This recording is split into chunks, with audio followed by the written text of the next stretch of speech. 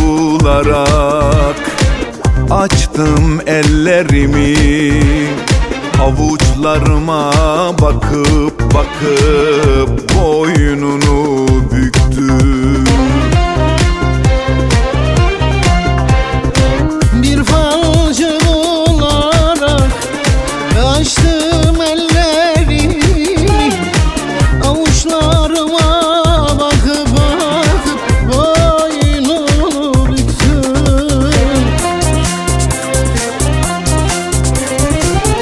Söyle be falcı, çekinme dedim.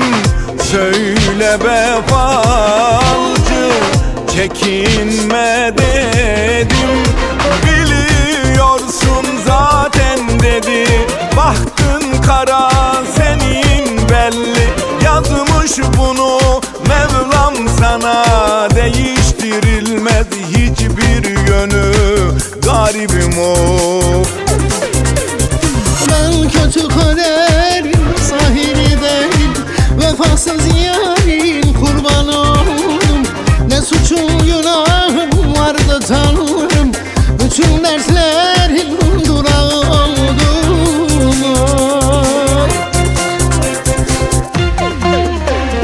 Ben kötü kaderin sahibi değil, vefasız yarın kurban oldum. Ne suçum günahım vardı Tanrım, bütün dertlerin durağı oldum.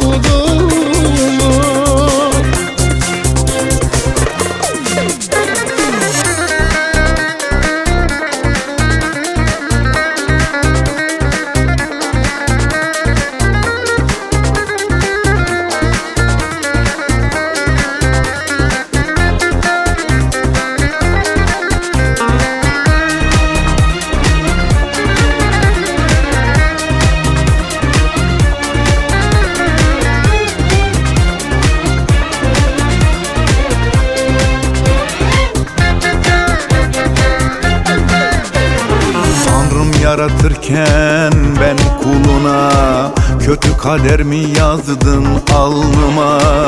Gülüp geçiyor zalim sevgilim, ağlanacak bu halime of. Tanrım yaratırken ben kuluna kötü kader mi yazdın alnıma?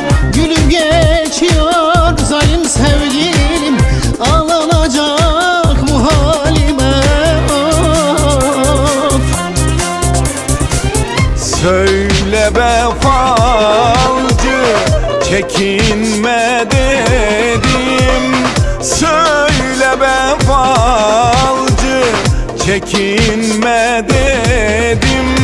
Biliyorsun zaten dedi, bahtın kara senin belli.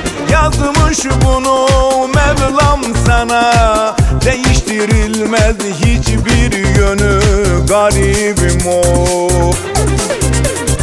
Ben kötü kaderin sahibi değil, vefasız yarın kurbanı oldum. Ne suçum günahım vardı Tanrım, bütün dertlerin durağı oldum.